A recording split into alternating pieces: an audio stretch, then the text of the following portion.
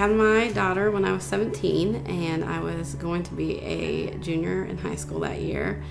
I continued to go to school for a couple months. Some really great people from Family Literacy believed in me the whole way, encouraged me to go get my GED, and helped me take care of daycare and everything at that point. And I then applied for a full-time position. Thankfully, my supervisor really pulled for me, so that was an extreme blessing.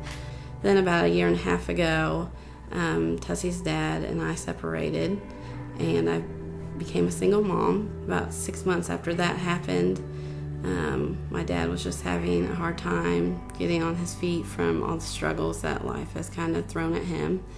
And I took in my 15-year-old brother, Keith. When I was 8, my mom had my brother, and he was about 6 months old, and she was diagnosed with MS, which made her about 26. And I had to step up in a big way as far as household things, grocery shopping, taking care of him, because obviously he still needed full attention. That's why I didn't stress too much on taking him in, because we'd kind of already had that relationship from growing up. And so now I'm 23 with a 6-year-old daughter and a 15-year-old brother to raise here at home. Things are pretty busy in our household. We have Keith is in baseball, and Tussie's in Girl Scouts, and she'll be starting T-ball soon. So then we have schoolwork on top of that, and I'm actually taking college classes, and of course church to keep up with as well. So Keith he's old enough, obviously at the age of 15, to take on some responsibility. So he has his little task on top of his homework and his baseball and things like that to do, like the dishes, and he takes care of the trash on trash days. So it's just little things like that that we task out to help the house flow.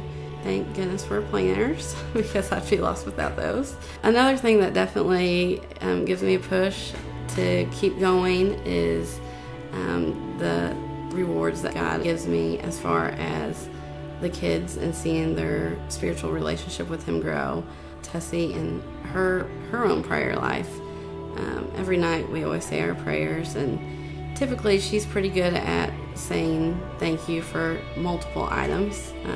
Sometimes she gets pretty intense with that. But it was really neat because a couple weeks ago we did an MS walk that we do every year, but this year I think she must have taken it a little more to heart, because that night at prayer she prayed for people with MS, she prayed with people with cancer, and she just prayed for people that were sick.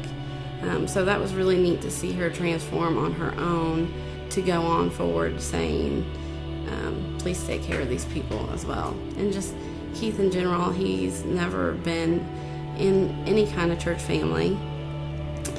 He's never gone to church on a regular basis, but he's been going regularly as well. And so it's really neat to see him transform and just build a relationship with others in the church. Was at a friend's house one night on a Saturday, and he'd stayed the night there, and he texted me early in the morning and asked me to come pick him up so he could go to church. So that was really cool, because he was taking his own initiative and wanting to be there and going out of his way to make sure that he could come to church that day.